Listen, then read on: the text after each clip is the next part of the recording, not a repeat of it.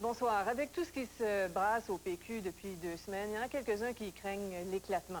Guy Chevrette est venu remettre les choses en perspective. Rappelez-vous 1987, mémorable année du putsch contre Pierre-Marc Johnson, de l'entrée en scène de Parizeau et de la vague de démission. De la petite bière, ce qui se passe actuellement, paraît-il. Voici vos nouvelles de fin de soirée. Caucus du PQ, Pauline Marois absente, Lucien Bouchard passe en coup de vent et François Legault s'excuse. Il y a eu des maladresses qui ont été commises. Je prends ma part de responsabilité. Tiraillement fédéral-provincial au sujet d'un zoo, Bernard Landry se fait cinglant. Le Québec n'a pas l'intention de faire le trottoir pour des bouts de chiffon rouge. Début du procès de Dave Hilton, accusé d'agression sexuelle sur des jeunes filles. Vente de tabac à des mineurs, Santé Canada a sévi contre de grandes chaînes d'alimentation.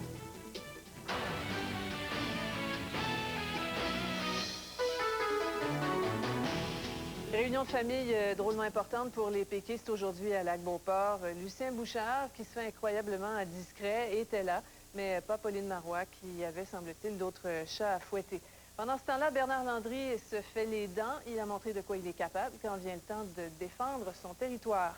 2 reportages, Robert Plouffe, mais d'abord Paul Larocque. Il y a ceux qui avaient le sourire aux lèvres, entre autres celui qui quitte et l'autre qui arrive. Et puis ceux qui avaient perdu le sourire, François Legault, celui qui aurait laissé tomber Pauline Marois, selon la version de la ministre, qui a fait son acte de contrition publique. Comme je l'ai dit tantôt, il y a eu des maladresses qui ont été commises. Je prends ma part de responsabilité. François Legault appuie officiellement Bernard Landry et espère tourner la page au plus vite. Et puis les absents, Pauline Marois qui a boudé ce caucus, mais les proches de Bernard Landry s'attendent à ce qu'elle rentre dans les rangs d'ici la fin de la semaine, avant le Conseil national du PQ. J'ai eu de nombreuses conversations avec elle, et encore une hier, franche et cordiale. Et quand elle sera prête à parler, elle parlera. Elle a bien le temps de disposer de la question en toute sérénité et calmement. Si vous saviez que ce qui s'est passé en 87, pour la plupart de vous, vous n'étiez pas là, mais j'en reconnais quelques visages qui étaient là. Et ce qu'on a vécu jusqu'à date, c'est de la petite bière. Aujourd'hui, je vais laisser ça. Comment ça va entraîner au respect de mon devoir de réserve? Le choix qui est difficile. Justement, il faut s'entraîner. C'était la première apparition publique de Lucien Bouchard depuis sa démission. Pas un mot sur les déchirements qui ont suivi l'annonce de son départ. Il a même quitté en mi-journée, laissant la suite des choses à ses députés. Comme quoi, la page se tourne rapidement sur l'ère Bouchard et Bernard Landry semble en pratique presque seul en piste. Ici Paul Larocque, TVA, Lac-Beauport. Le Québec n'a pas l'intention de faire le trottoir pour des bouts de chiffon rouge. Le chiffon rouge, c'est le drapeau canadien. L'ère Landry, l'ère des répliques cinglantes commence. Ottawa voulait voir son drapeau et du bilinguisme au zoo et à l'Aquarium de Québec, moyennant 18 millions de dollars. Nous ne sommes pas à vendre. Bernard Landry n'a pas non plus apprécié que Stéphane Dion qualifie son projet d'union confédérale à l'européenne d'absurde. Politicien le plus détesté de l'histoire du Québec. Il a réussi à se faire huer dans des funérailles. Il faut le faire. M. Landry se promet aussi, lorsqu'il deviendra premier ministre, d'interpeller Ottawa pour que le Québec ait sa juste place à la table du sommet des Amériques. L'arrivée d'un Bernard Landry annonce une reprise des hostilités. Nous allons reprendre une promotion active, ferme et enthousiaste de la promotion de la souveraineté. Et si ça déplaît à Stéphane Dion, ben c'est malheureux. Il va falloir qu'il s'habitue. Mais Bernard Landry est encore grand argentier et il a justement présenté au caucus le portrait des finances du Québec. La santé et l'éducation qui accaparent la part du lion auront moins qu'espérer dans le prochain budget. Plus de discussion possible. On négocie pas une décision déjà prise du Conseil des ministres. Mais ce n'est pas Bernard Landry qui devrait présenter le prochain budget. Il sera à une plus haute fonction. Bernard Landry a établi de bonnes relations avec les autres ministres des Finances des provinces et même avec Paul Martin. Il devra bientôt établir des liens avec les autres premiers ministres. Mais ce n'est pas avec des chiffons rouges qu'il tissera des ponts avec Jean Chrétien. Robert Plouffe, TVA, à Lac-Beauport. L'arrivée est plus que probable de Bernard Landry à la tête du PQ semble avoir donné un nouveau souffle aux cousins du Bloc québécois. Un peu comme si l'objectif ultime, la souveraineté, était devenu plus clair que jamais. Alain Laforêt. L'entrée en scène de Bernard Landry donne des ailes aux bloquistes. Il n'y a plus d'espace politique pour autre chose que la souveraineté. Et maintenant, comment on va la réaliser? Mais c'est ça qu'on s'en va travailler. Le deuil a été de courte durée, reconnaissant que Lucien Bouchard a réuni une condition gagnante en assainissant les finances publiques. on ne peut que constater que la souveraineté n'était pas une priorité. Je pense que le fait qu'il n'y avait pas d'agenda souverainiste très précis lors des élections du 27 novembre ça nous a nui un peu.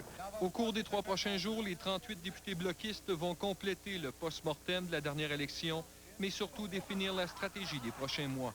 On s'attend à des débats vigoureux, certains voulant qu'on délaisse le Parlement pour promouvoir la souveraineté. Moi, je ne resterai pas ici assis à Ottawa pendant toute l'année, alors qu'on va faire la pédagogie de la souveraineté, alors que j'ai une contribution à apporter. Je pense pas que ça serait sage de dire sur 40, savez-vous, il y en a 20 qui n'ont pas besoin d'être ici, nous, on va régler ça à 20. Moi, je pense qu'il y a un travail important qui doit se faire ici. Présence dans les comités parlementaires, mais pas à n'importe quel prix. Une présence dans les comités dans la mesure où ça défend les intérêts du Québec. Le Québec doit-il arracher plus de pouvoir au fédéral en mettant de côté la souveraineté, comme le propose Jean-François Lisée? Spontanément, non. Le projet de base, c'est la souveraineté du Québec. M. Landry parlait en fin de semaine des modèles à l'européenne. Et c'est ce qu'on a soulevé, nous. Pour refroidir l'enthousiasme des souverainistes, Jean Chrétien ressort son arme favorite, la loi sur la clarté. Il peut poser des questions sur n'importe quoi. Ils ont le droit de faire des référendums. Seulement, s'il veut avoir un référendum pour faire la séparation du Québec et avoir une négociation avec le gouvernement du Canada, il devra respecter la loi C-20. Alain Laforêt, TVA, Ottawa. Le procès de Dave Hilton s'est ouvert aujourd'hui à Montréal, un procès qui sera très suivi. Le boxeur champion du monde des poids moyens est accusé d'avoir agressé sexuellement des adolescentes âgées de moins de 14 ans. La première des présumées victimes est d'ailleurs venue témoigner aujourd'hui. André Jobin. Premier témoin entendu à ce procès très attendu, une des 2 présumées victimes. L'adolescente a raconté au tribunal les nombreux sévices sexuels que lui aurait fait subir Dave Hilton entre septembre 1995 et décembre 1998. Selon le témoin, Hilton serait allé jusqu'à la pénétrer de façon incomplète à plusieurs reprises, souvent sous l'effet de l'alcool. Le boxeur, qui disait que c'était correct, voulait, selon le témoin, faire son éducation sexuelle. Hilton, 37 ans, fait face à 9 accusations d'agression sexuelle sur 2 fillettes de moins de 14 ans. Ces agressions ont eu lieu à Montréal, Laval, Côte-Saint-Luc et La Salle. Pour Dave Hilton, ce procès constitue une étape importante compte tenu qu'un verdict de culpabilité pourrait compromettre dangereusement sa carrière de boxeur qui, à 37 ans, tire à sa fin. Puisqu'un peu plus tôt, on vous parlait d'alcool, soulignons que depuis quelques mois, Dave Hilton poursuit assidûment une cure de désintoxication à la maison L'Ancrage de l'Armée du Salut. Le procès se poursuit demain, mercredi, par le contre-interrogatoire du premier témoin. S'il est trouvé coupable, Hilton est passible d'une peine de 10 ans de détention. André Jobin, TVA, Montréal. Une autre tuile pour le propriétaire du bar le Gatsby à Granby. Son établissement a été la cible d'un incendie criminel hier soir. C'est ce bar-là que le propriétaire n'arrivait plus à assurer parce qu'il était fréquenté par des motards. Mais heureusement, sa dernière police d'assurance était encore en vigueur pour quelques jours. Des témoins ont vu 2 individus casser une vitre et mettre le feu dans un bureau. Le propriétaire y voit du travail d'amateur et il se dit convaincu que les motards ne sont pas responsables de cet incendie. Au Colorado, une vaste chasse à l'homme se poursuit pour retrouver les 2 derniers des 7 évadés du Texas, toujours en fuite depuis le 13 décembre. Les 2 individus sont fortement armés et sont considérés comme très dangereux. Ils se déplacent dans une camionnette Ford de couleur marron. 4 des 7 évadés ont été arrêtés hier et un 5e s'est suicidé plutôt que de se rendre. Un policier du Colorado a trouvé la mort dans un accident en tentant d'intercepter une camionnette qui ressemblait au véhicule des fuyards. La camionnette a été retrouvée vide, mais la police n'a pas pu confirmer si elle était bien occupée par les bandits. Il n'y a pas que les petits dépanneurs qui font des entorses à la loi qui interdit la vente de tabac aux mineurs. Des succursales de 3 grandes chaînes d'alimentation ont été prises en flagrant délit et ont été mises à l'amende. Voici ce que Dominique Moret a appris. Vendre des cigarettes aux mineurs, c'est illégal au Canada. Au Québec, Santé Canada a embauché une dizaine d'inspecteurs pour faire respecter la loi, dont plusieurs agents doubles de 16 ans. Depuis 1 an, on donne des contraventions au commerce délinquant. À la lecture des statistiques, plusieurs semblent avoir de la difficulté à comprendre le message. On a émis environ 675 constats d'infraction pour la vente de tabac aux jeunes. Ça, c'est en l'an 2000 seulement. Et les contraventions sont salées. 500 $ et il y a 104 $ de frais judiciaires qui viennent s'ajouter. Donc, c'est un constat de 604 $.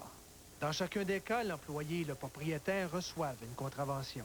Sur la liste des commerces qui ont plaidé coupables, une liste fournie par Santé Canada, il y a plusieurs dépanneurs indépendants, comme le dépanneur Saint-Pierre, le dépanneur Lulu à Cap-de-la-Madeleine, par exemple. Mais par contre, il y a aussi plusieurs gros noms. 3 marchés appartenant à Provigo ont reçu des contraventions, dont le Merci des Galeries d'Anjou. Provigo a plaidé non coupable dans tous les cas. Un employé de ce métro de Montréal a vendu des cigarettes à un mineur après avoir pourtant reçu un avertissement dans le passé. Santé Canada affirme que Métro a payé la contravention. Chez Couche-Tard, on garde un œil ouvert sur les employés qui vendent aux mineurs. L'employé qui vend des cigarettes aux mineurs s'expose à des mesures disciplinaires qui peuvent mener jusqu'au congédiement. Dans ce Couche-Tard de Côte-des-Neiges, un agent double de 16 ans a pu acheter des cigarettes. 1200 $ d'amende au total. L'employé visé a démissionné au lendemain de l'événement. Elle aurait de toute manière été congédiée. Dominique Moret, TVA, Montréal. La planche à neige, un sport pour tous, dangereux comme un sport extrême. Une vaste étude vient déboulonner certains mythes sur l'immigration au Québec. Toute notre vie, on suit des modèles. Moi, avec la complicité des professionnels de la Caisse de dépôt et placement du Québec, j'en ai créé un, mon mannequin virtuel. Il permet de simuler l'essayage de vêtements sur ordinateur. En plus de générer des emplois, mon mannequin virtuel a été adopté par d'importants détaillants canadiens et américains. Derrière plus de 400 entreprises d'ici, il y a la CDP du Québec qui investit l'argent des Québécois au profit de tous les Québécois. À la Caisse de dépôt et placement du Québec, on ne fait pas qu'investir, on s'investit. Le plus important, c'est de visualiser les chiffres. Moi, je souffle dessus. 2 petits coups et un grand. Tout le temps. On garde le poignet souple. 5, 2. On prend un air décidé. 5, 2. Toujours dans le sens des aiguilles d'une montre. 2, 5, 2, 5, 2, 5, 2. Gagnez jusqu'à 100 000 $ à la télé en lançant les dés avec décision, le nouveau jeu de l'Auto-Québec. Et si la chance était entre vos mains? Ce soir, je reçois Caroline Néron, Frédéric Becbédé, le groupe Loco Locas et au Club La Brèche, Marie-Josée Taillefer et Anne Dorval. Ce soir, 22h30, je t'attends, chérie!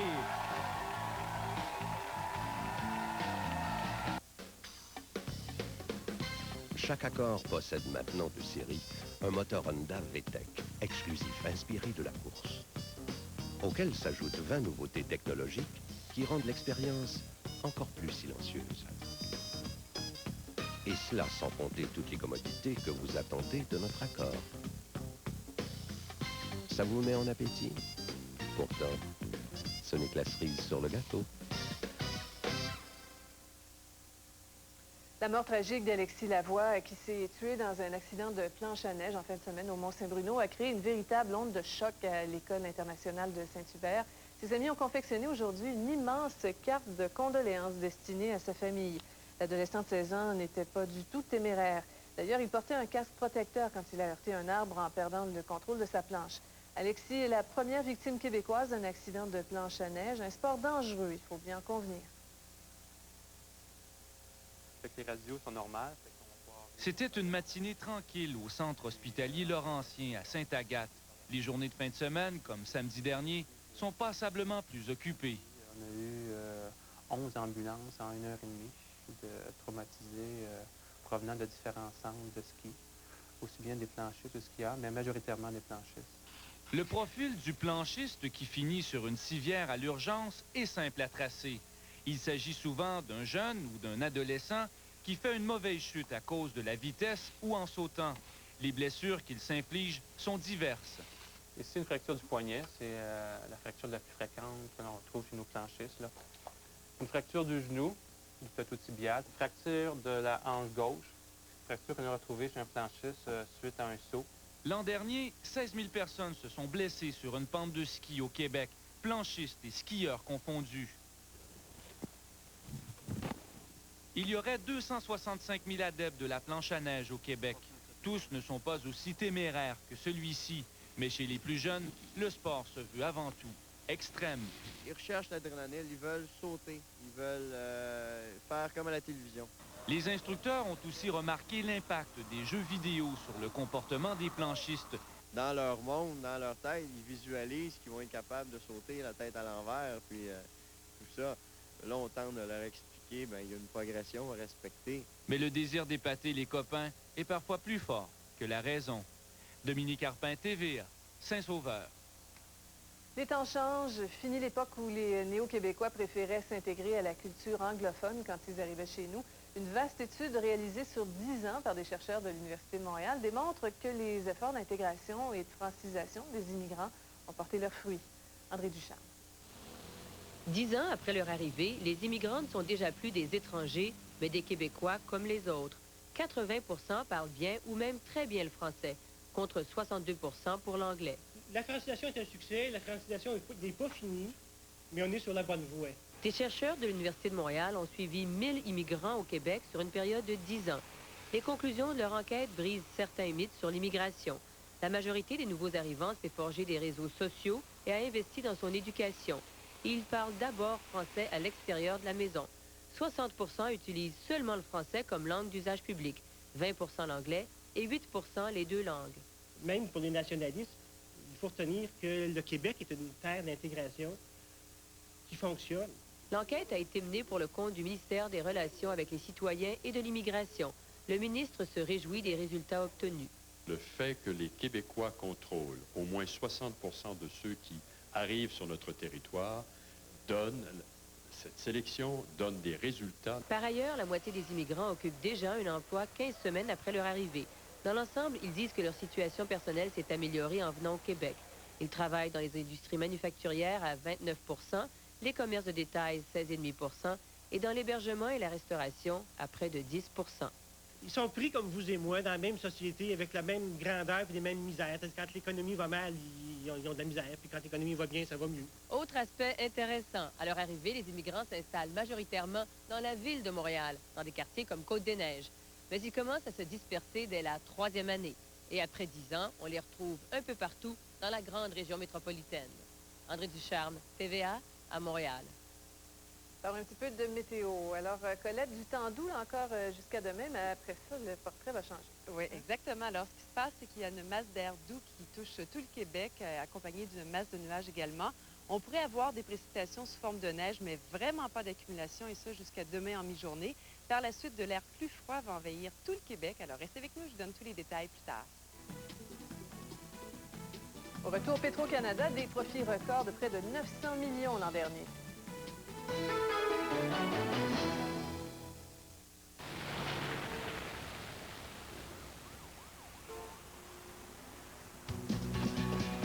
J'aime les matins où tout va bien, y a rien comme un bon déjeuner. Quand l'envie me prend, c'est où aller. Demain matin, McDo matin. Et présentement, le sandwich saucisse McMuffin avec œuf vous attend au prix McValeur de 1,49 $. Demain matin, McDo matin. Ici la Terre, on doit couper les communications. Reposez-vous un peu. Adieu la Terre, je t'emmène loin d'ici, loin des misères, si près du paradis, le ciel nous invite à rêver. Partons toute une année, je t'emmène loin d'ici. Le nouveau Ford Escape pour un monde sans limite. Les hommes ne veulent pas. Je m'emmerde à l'école. Puis tu penses que t'es le seul? Pense pas trop, puis regarde dans le fond de ta sacoche. Tu vas réfléchir. T'en as encore envie? Emma, demain soir, 21h, à TVA. Arcan face à face avec Serge Ménard. Les motards criminels imposent de plus en plus leurs lois. Le ministre de la Sécurité publique peut-il les arrêter? Arcan pose des vraies questions à Serge Ménard ce mercredi 19h30 à TVA. 15 février 1839, un film de Pierre Falardeau. C'est toi que j'aime, pas ta révolution. Moi, mon pays, c'est toi. J'ai peur. Tu sais, j'ai toujours su que ça pouvait finir comme ça. Avec lui, là, je vais aller jusqu'en enfer. Mes amis et mes enfants verront de meilleurs jours. Ils seront libres. Ma conscience tranquille me l'assure. Come on, it's over. Your time is up. Luc Picard et Sylvie Drapeau, 15 février 1839, à l'affiche de le 26 janvier. Ces indices financiers vous sont présentés par webfin.com, le site pour vos finances.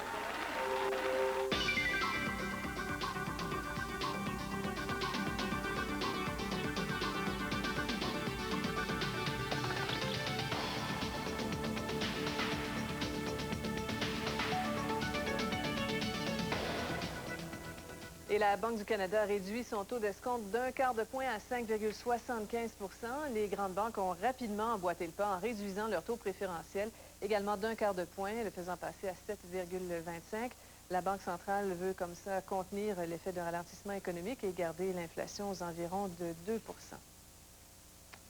Est-ce que c'est bientôt la fin pour les vieilles presses de la presse? En tout cas, l'entreprise qui possède le quotidien montréalais, Gesca, vient de signer un contrat d'impression de 15 ans avec le groupe transcontinental GTC, une entente de plusieurs centaines de millions de dollars. Mais elle est conditionnelle à ce que Gesca s'entende avec la centaine d'employés d'impression pour fermer l'imprimerie de la presse, dont la technologie est aujourd'hui dépassée selon les nouveaux standards.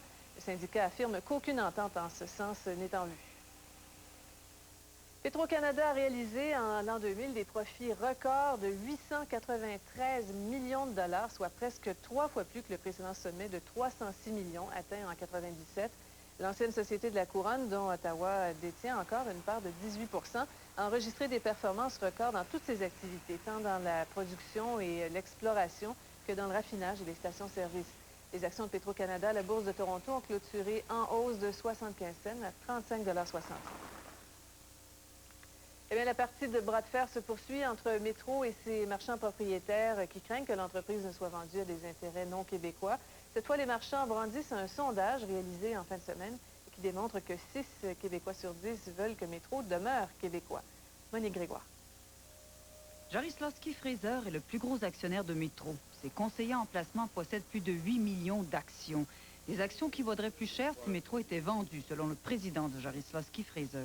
Si vous regardez l'action de Loblaw, ça se vend à peu près à 28 à 30 fois les bénéfices.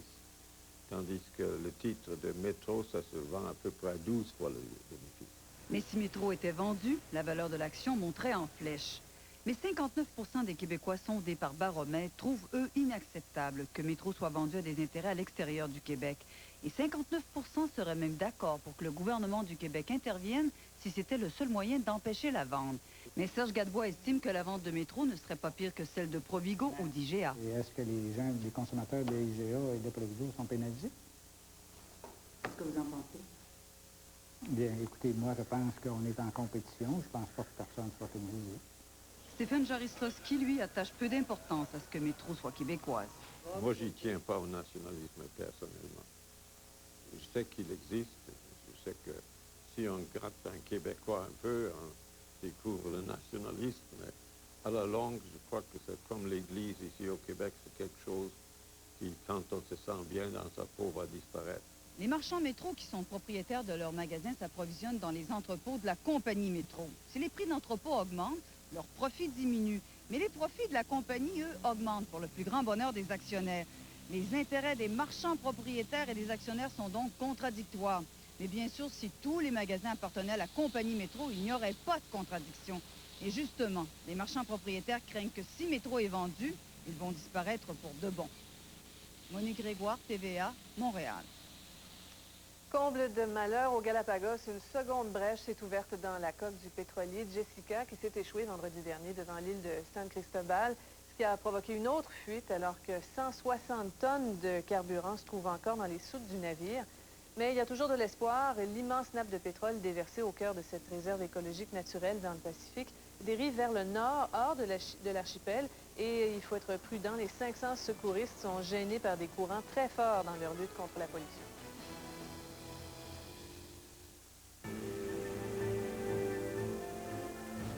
Nous l'avons complètement redessinée pour la rendre plus puissante, plus sécuritaire, plus silencieuse et plus spacieuse, avec une meilleure consommation de carburant et de très faibles émissions polluantes. Voici la toute nouvelle Civic de Honda. Toujours une longueur d'avance. Je pourrais pas stationner dans le garage comme tout le monde. Ce dimanche, vous tombez bien à TVA, dès 18h30. On tombe à la renverse dans un monde de fous.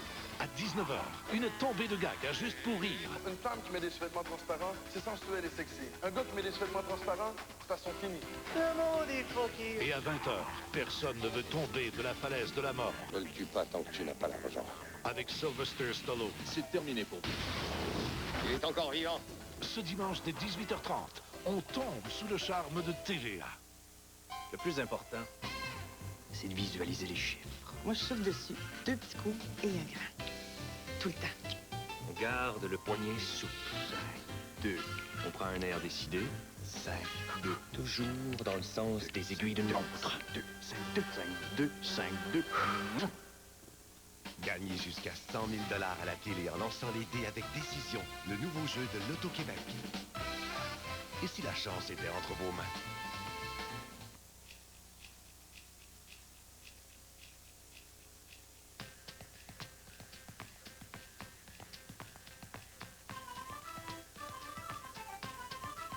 Bonhomme a fait le tour du monde cette année. Et son voyage ne manquera pas de vous émerveiller. Voyez ses souvenirs de voyage lors du célèbre défilé M. Christie de Charlesbourg, le samedi 3 février à 19h. Québec, en pleine effervescence, du 26 janvier au 11 février. Alors, Colette, on sort les manteaux en plumes d'oie puis une mitaine de ski et quoi encore? Et du moins, on les met pas loin. Demain, ce sera quand même agréable, tout comme aujourd'hui, là, sur le sud-ouest du Québec, les maximums varient entre -3 et 0 degrés. Très agréable côté température. Côté temps, je dois avouer que, bon, s'il y a un petit point négatif, c'était un peu gris, d'autant plus qu'on n'a pas eu de neige. Maintenant, pour les prochaines heures, il reste encore beaucoup d'humidité et le front froid, la masse d'air froid, là, devrait vraiment s'amener demain en après-midi sur le Québec. Donc, graduellement, les vents qui soufflent du secteur sud vont tourner au nord-ouest. Et là, on va voir la différence. Donc, demain, pour le retour à la maison, ce sera peut-être un peu plus froid. Côté temps, beaucoup d'instabilité. Donc, demain, il y aura peut-être des éclaircies, mais il pourrait encore y avoir des flocons de neige. On ne parle vraiment pas d'accumulation. Et à plus long terme, bon, après le passage de cette masse d'air froid, le ciel va se dégager et là, les températures seront à la baisse. Donc, pour jeudi, là, ayez vos manteaux en plume d'oie tout près, puisque ce sera beaucoup plus froid. Alors, tout de suite, on regarde en détail les prévisions pour tout le Québec. On y va avec les régions du sud-ouest du Québec. Alors, demain, pour tous les secteurs, beaucoup d'instabilité, nuages présents, des éclaircies. Il pourrait encore y avoir des flocons de neige. Température agréable, maximum de -5 à -1 degré. Et jeudi, regardez la différence des maximums. Beaucoup plus froid, maximum de -13 à -9 degrés, mais on aura quand même du soleil. Pour les régions plus à l'est, là aussi, demain, ce sera agréable. Donc, des nuages présents, des éclaircies, il pourrait y avoir des flocons de neige. Le ciel va se dégager en après-midi pour l'extrême est du Québec. Et jeudi, retour du beau temps, également des températures beaucoup plus froides. Au nord et à l'ouest, des éclaircies et des flocons de neige prévus pour la baie James et Fermont. Abitibi-Témiscamingue, mélange de soleil et de nuages, maximum de -13 degrés. Jeudi, hausse des températures pour l'Abitibi-Témiscamingue. Il y aura un peu de neige pour la baie James et ce sera beau et très froid à Fermont. Destination à faire demain, de la neige à Toronto, de la neige surtout en après-midi, des éclaircies pour les autres secteurs et les destinations soleil, du temps frais en Floride, mais ailleurs, ce sera beau et chaud. Voici maintenant les résultats des tirages de l'Auto-Québec. Ce soir, on débute avec la combinaison gagnante pour la quotidienne à 3 chiffres, 7, 1, 5 et à 4 chiffres, 3, 8, 2, 9. Pour l'extra, 3, 8, 9, 9, 7, 1. Et on termine ce soir avec les 20 numéros gagnants du jeu Banco. 1, 3, 4, 9, 11, 17, 19, 23, 28, 29, 34, 36, 37, 43, 49, 50, 57, 62, 63 et le dernier 70.